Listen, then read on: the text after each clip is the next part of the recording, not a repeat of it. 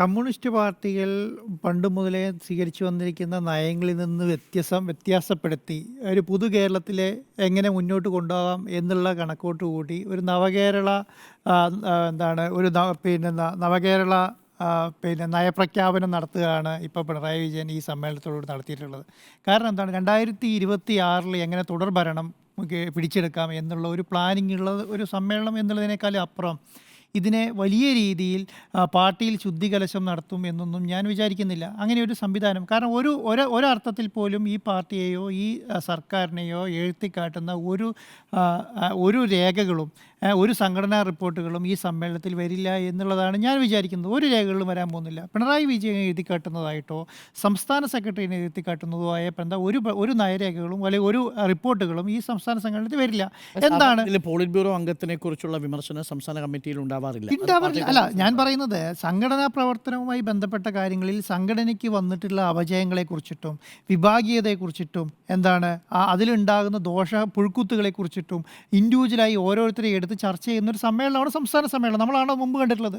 ഈ സമ്മേളനത്തിൽ ഓരോരുത്തരുടെ പേരെടുത്ത് വെച്ചിട്ട് ഒരാളെ പോലും വിമർശിക്കുന്നില്ല. വിമർശനത്തിൽ ഒതുക്കി എന്നുള്ളതിനേക്കാളും അപ്പുറം വേറെ ഒരു കാര്യവും ചെയ്തിട്ടില്ല എന്നുള്ളത്. അതിന് ഉപദേശങ്ങളിൽ ഒതുക്കി. അതിനുള്ള കാരണം കൂടുതൽ അവൈലബിൾ എത്തണം. അത് വളരെ ഡീസൻ്റായ കൂടുതൽ അവൈലബിൾ യോഗത്തിന് എത്തണം. അതെ, ഒരു ഫോൺ വിളിച്ച് പറഞ്ഞാൽ തീരുന്ന പ്രശ്നമേ ഉള്ളൂ. അതിന് സംസ്ഥാന കമ്മിറ്റി കൂടണമെന്നില്ല. പക്ഷേ ഒരു കാര്യം എന്ന് പറയുന്നത് ഇന്നത്തെ കാലത്തെ സംസ്ഥാന സമ്മേളനത്തിൻ്റെ ഏക പ്രശ്നം എന്ന് പറഞ്ഞാൽ വിമർശിക്കാൻ ധൈര്യമുള്ളവർ വളരെ കുറവാണ് എന്നുള്ളതാണ്. എന്തുകൊണ്ടാണ്? വിമർശിച്ചാൽ പാർട്ടിയിൽ നിന്ന് പുറത്തു പോകും. അപ്പോൾ എന്താണ്, വിമർശിക്കാതിരിക്കുക എന്നുള്ളതാണ് ഇപ്പോൾ എടുക്കുന്ന നിലപാട് എന്ന് പറയുന്നത്. വിമർശിച്ചായിരുന്നാൽ ഒരു പ്രശ്നമില്ല. അപ്പം നമ്മൾ ഒഴുകുന്ന വെള്ളത്തിനെതിരെ നീന്തുമ്പോഴാണല്ലോ നമുക്ക് ആ ബുദ്ധിമുട്ട് നേരിടുക. ഒഴുകുന്ന വെള്ളത്തിന് ഒപ്പം ഒഴുകിയാൽ വല്ല ബുദ്ധിമുട്ടുണ്ടാവുമോ? അങ്ങനെ ബുദ്ധിമുട്ടുണ്ടാകുന്നില്ല. അപ്പം എന്താണ്, സ്മൃതി മേഡം നേരത്തെ പറഞ്ഞതുപോലെ ഒരാളെ പോലും വിമർശിക്കാനുള്ള ഉത്തരവാദിത്വം ഒരു നേതാക്കന്മാരും ഏറ്റെടുക്കുന്നില്ല. അപ്പോൾ എന്താണ്, പിന്നെ വിമർശിക്കണം. അപ്പോൾ ഈ സംസ്ഥാന സമ്മേളനത്തിൽ എന്തെങ്കിലും ഒരു രീതിയിലുള്ള ഒരു വിമർശനം വരണം എന്നുള്ളത് കൊണ്ടാണ് എന്ത് പറയുന്നത്, വിഭാഗീയത താഴെത്തട്ടിലാണെന്ന് പറയുന്നത്. താഴെത്തട്ടിൽ എന്ന് പറയുമ്പോൾ എന്താണ്, ആരെയും പേരെടുത്ത് വിമർശിക്കേണ്ട കാര്യമില്ല. മേൽത്തട്ടിൽ മാത്രമാണെങ്കിൽ വിഭാഗീയത ഉണ്ടെങ്കിൽ മാത്രമാണല്ലോ പിണറായി വിജയൻ, അച്യുതാനന്ദൻ അല്ലെങ്കിൽ അങ്ങനെയുള്ള പേരുകളെടുത്ത്, അല്ലെങ്കിൽ ഗോവിന്ദ മാഷ് ഇങ്ങനെയുള്ള പേരുകളെടുത്ത് മുന്നോട്ട് പറയേണ്ടത്. ഇപ്പം താഴെത്തട്ടിലാകുമ്പോൾ ആരുടെയും പേര് പറയേണ്ട. ജില്ലാ കമ്മിറ്റിയിൽ വിഭാഗീയത, അല്ലെങ്കിൽ പറയുന്നത് ലോക്കൽ കമ്മിറ്റിയിൽ വിഭാഗീയത, അല്ലെങ്കിൽ ഏരിയ കമ്മിറ്റിയിൽ വിഭാഗീയത എന്ന് പറയുമ്പോൾ അത് വളരെ ശുഷ്കമായ രീതിയിലാണ് അതിനെ കാണുന്നത് എന്നുള്ളതാണ്. അപ്പം വിഭാഗീയത ഇല്ല എന്നുള്ളതിനേക്കാളും അപ്പുറം അവർ കാണുന്ന വിഭാഗീയത എങ്ങനെയാണ് കാണുന്നത്, കണ്ണൂർ ലോബി പിടിമുറക്കുന്നു മുഖ്യമന്ത്രിയുടെ ഓഫീസിൽ എന്ന് പറഞ്ഞാൽ അത് വലിയ വിഭാഗീയതയാണ്. അത് ചെറിയ വിഭാഗീയതയല്ല. കാരണം കണ്ണൂർ ലോബി എന്ന് പറയുന്ന ആരാണ്? ഇപ്പോൾ ഏത് സംസ്ഥാന സെക്രട്ടേറിയറ്റിൻ്റെ ഭാഗമായിരിക്കുന്ന ആൾക്കാരാണ് കണ്ണൂർ ലോബി എന്ന് പറയുന്നത്. അപ്പോൾ അത് വലിയ വിഭാഗീയത്തിൻ്റെ ഭാഗം. അതിനെ വളരെ ചുരുക്കിയാണ് പറയുന്നത് മുഖ്യമന്ത്രിയുടെ ഓഫീസിൽ കണ്ണൂർ ലോബി പിടിമുറുക്കുന്നു എന്നുള്ളത്. രണ്ടാമത്തെ കാര്യം എന്താണ് പറഞ്ഞത്? രണ്ടാമത്തെ കാര്യം എന്ന് പറയുന്നത് സ്വത്ത് സമ്പാദനം.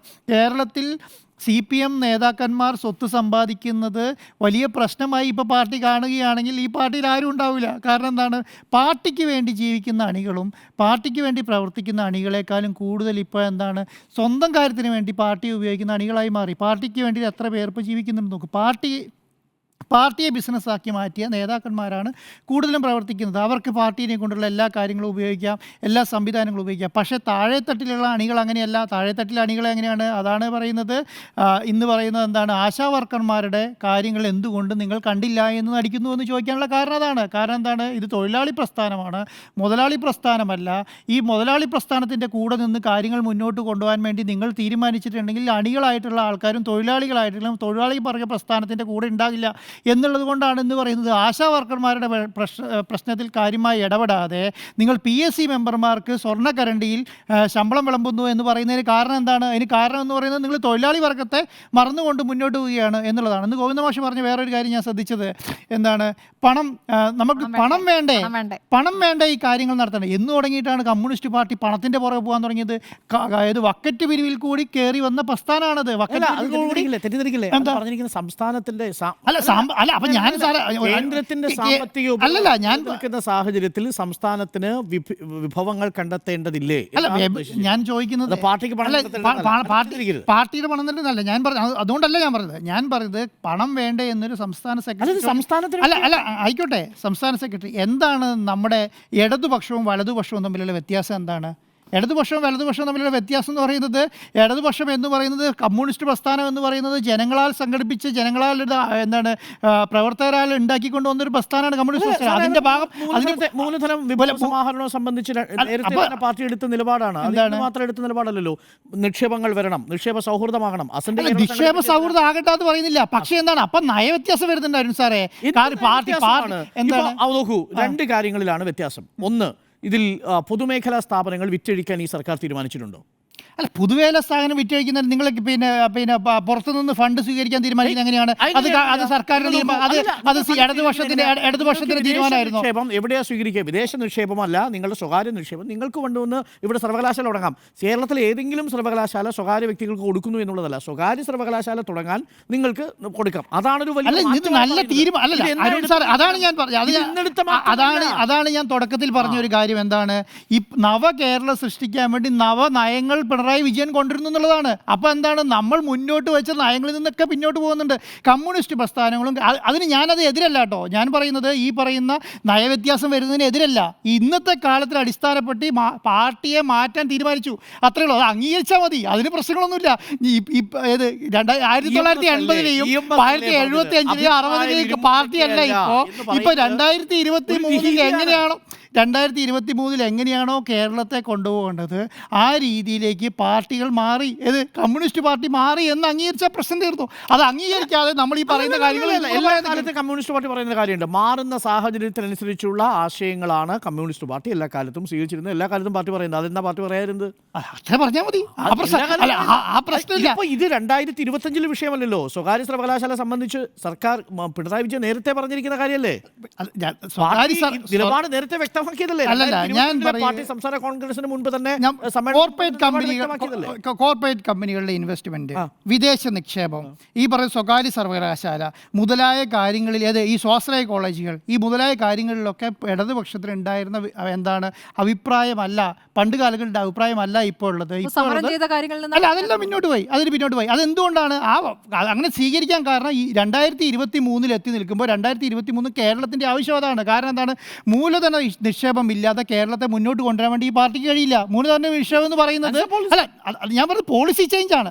പാർട്ടിയുടെ സംവിധാനത്തിൽ പോളിസി ചേഞ്ച് ആവാതിരിക്കാൻ കഴിയോ? നിങ്ങളുടെ കോൺടെക്സ്റ്റ് മാറുമ്പോൾ നിങ്ങൾക്ക് അവിടെ അതാണ് സാർ ഞാൻ പറഞ്ഞത്. അങ്ങനെ പോളിസി ചേഞ്ച് ഉണ്ടാകുന്ന സമയത്ത് ഒറ്റ കാര്യം ശ്രദ്ധിച്ചാൽ മതി. ഒറ്റ കാര്യം ഈ പാർട്ടി ശ്രദ്ധിക്കേണ്ടത് അറിയാം. അടിസ്ഥാന വർഗത്തിൻ്റെയും തൊഴിലാളി വർഗത്തിൻ്റെയും കാര്യങ്ങൾ കൂടെ ശ്രദ്ധിച്ച് മുന്നോട്ട് പോകണമെന്നേ ഉള്ളൂ. കാരണം കോർപ്പറേറ്റ് കമ്പനി വരൂ എന്ന് പറഞ്ഞിട്ട്, അല്ലെങ്കിൽ അദാനി വിഴിഞ്ഞത്ത് അദാനി വരൂ എന്ന് പറഞ്ഞിട്ട് അവിടുത്തെ മത്സ്യത്തൊഴിലാളികളെ ഇറക്കിവിടാൻ പറ്റില്ല നിങ്ങൾക്ക്. അവിടെ റിലയൻസിന് നമ്മുടെ ആരോഗ്യ മേഖല കാര്യമായി കൈകാര്യം ചെയ്യുന്നുണ്ടെന്ന് പറഞ്ഞിട്ട് നമുക്ക് ഇവിടുത്തെ ആശാ വർക്കർമാരെ നമുക്ക് ഒഴിവാക്കാൻ പറ്റില്ല. മനസ്സിലായോ? അങ്ങനെയുള്ള പിന്നോട്ട് ഈ തൊഴിലാളി വർഗത്തെ നമ്മളിവിടെ വിവറേജ് തുടങ്ങും, ഇവിടെ ബ്രൂവറി തുടങ്ങും എന്ന് പറഞ്ഞിട്ട് ചെത്തു തൊഴിലാളികളെ നിങ്ങൾക്ക് ഒഴിവാക്കാൻ പറ്റില്ല. കയർ തൊഴിലാളികളെ നിങ്ങൾക്ക് ഒഴിവാക്കാൻ പറ്റില്ല. ഈ കയർ തൊഴിലാളികളും മത്സ്യത്തൊഴിലാളികളും ചെത്തു തൊഴിലാളികളും ഈ ഓട്ടോ തൊഴിലാളികളും ഈ സാധാരണക്കാരുമാണ് ഈ പാർട്ടി എന്നുള്ള കാര്യം കൂടെ പാർട്ടി ഓർത്ത് മുന്നോട്ട് പോകണം. രണ്ടു ഭാഗം അത്രേ ഉള്ളൂ. വികസനം താഴേക്ക് കൊടുത്താൽ അത് ഈ സംഘടന ഞാൻ പറയുന്നത് അത് പോസിറ്റീവായിട്ടാണ് ഞാൻ കാണുന്നത്. അതിനെ പോസിറ്റീവായിട്ടാണ് കാണുന്നത്. അല്ലല്ല, ഒരു നിമിഷം. ഒന്നാം പിണറായി സർക്കാർ ഏറ്റവും കൂടുതൽ നിക്ഷേപം നടത്തിയത് എവിടേക്കാണ്? ഒന്നാം പിണറായി സർക്കാർ ഏറ്റവും കൂടുതൽ നിക്ഷേപം നടത്തിയത് എവിടേക്കാണ്? അല്ല, എവിടേക്കാ? ഒന്ന് വിദ്യാഭ്യാസ മേഖലയിൽ, മറ്റൊന്ന് ആരോഗ്യ മേഖലയിൽ. ഈ രണ്ടു മേഖലയും കഴിഞ്ഞിട്ടാണല്ലോ അടിസ്ഥാന സൗകര്യ വികസനത്തിലേക്ക്. നോക്കൂ, ഇത് ഘട്ടം ഘട്ടമായിട്ടുള്ള രീതിയാണ്. പെൻഷന്റെ തുക വർദ്ധിപ്പിച്ചില്ലേ? ക്ഷേമ പെൻഷൻ കൊടുക്കുന്ന കാര്യത്തിൽ 2000 എന്ന് പറഞ്ഞു, അവിടേക്ക് എത്തിച്ചിട്ടില്ല. സാമ്പത്തിക പരാധീനതയുണ്ട്. അപ്പോൾ ആ സാഹചര്യത്തിലല്ലേ പാർട്ടി മുന്നോട്ട് പോകുന്നത്? അടിസ്ഥാന വർഗവും അടിസ്ഥാന സൗകര്യവും ഇത് രണ്ടും ഒരുമിച്ച് യോജിപ്പിക്കണ്ടേ? അല്ല, അതിലാണ് ഞാൻ പോസിറ്റീവായിട്ടാണ് കാണുന്നത്. ഇന്നത്തെ പ്രവർത്തന റിപ്പോർട്ടിലും ഇന്നത്തെ വിമർശനം വന്ന രണ്ട് കാര്യങ്ങളിൽ എന്ന് പറഞ്ഞത്, ഒന്ന് ഈ പറഞ്ഞ നിങ്ങൾ ബാങ്കുകളെ സഹകരണ ബാങ്കുകളെ നശിപ്പിക്കുന്നത് അടിസ്ഥാന ദോഷം വരുന്ന കാര്യങ്ങളാണ്. അത് ഒന്ന് ദോഷം വരുന്ന കാര്യങ്ങളാണ്. രണ്ട്, നിങ്ങൾ ഈ ആശാവർക്കർമാരുടെ ജോലി കാണുന്നില്ല, അവരുടെ സമരം കാണുന്നില്ല എന്ന് പറഞ്ഞാൽ അടിസ്ഥാന വർഗത്തെ കാണാത്തതിന് തുല്യമാണ്. അവിടെയെല്ലാം വിമർശനങ്ങൾ ഈ പാർട്ടി വന്നതിനകത്ത് നമ്മൾ കാര്യമായിട്ട് തന്നെ കാണണം എന്നുള്ളത്. പിന്നെ ഒരു കാര്യം ഞാൻ പറയാം, കേരളത്തിൽ ഇങ്ങനെ ശുദ്ധീകരണ നടത്താനും തിരുത്തൽ നടത്താനും പറ്റിയ പാർട്ടി CPM മാത്രമേ ഉള്ളൂ എന്നുള്ളത് കൊണ്ട് വേറൊരു പാർട്ടിയിൽ ഇതൊന്നും നടക്കാൻ പോകുന്നില്ല. സംസ്ഥാന സമ്മേളനം കൂടിയിട്ട് ഇതുപോലെ ഒരു നയരേഖ മുന്നോട്ട് വെക്കുക, നടക്കുകയും അതുപോലെ തന്നെ ഇതുപോലത്തെ ഒരു പ്രവർത്തന റിപ്പോർട്ട് മുന്നോട്ടിടുകയും സംഘടന റിപ്പോർട്ടൊന്നും വേറെ പാർട്ടികളൊന്നും നടക്കാൻ പോകുന്നില്ല. ഏക പാർട്ടി എന്ന് പറയുന്നത് ഇതുകൊണ്ട് അതുകൊണ്ടാണ് നമുക്ക് ഇങ്ങനെയെങ്കിലും ഇരുന്ന് വിമർശിക്കാൻ പറ്റുന്നത് എന്നുള്ളതാണ് അതിൻ്റെ പ്രധാനപ്പെട്ട കാര്യം എന്നുള്ളത്.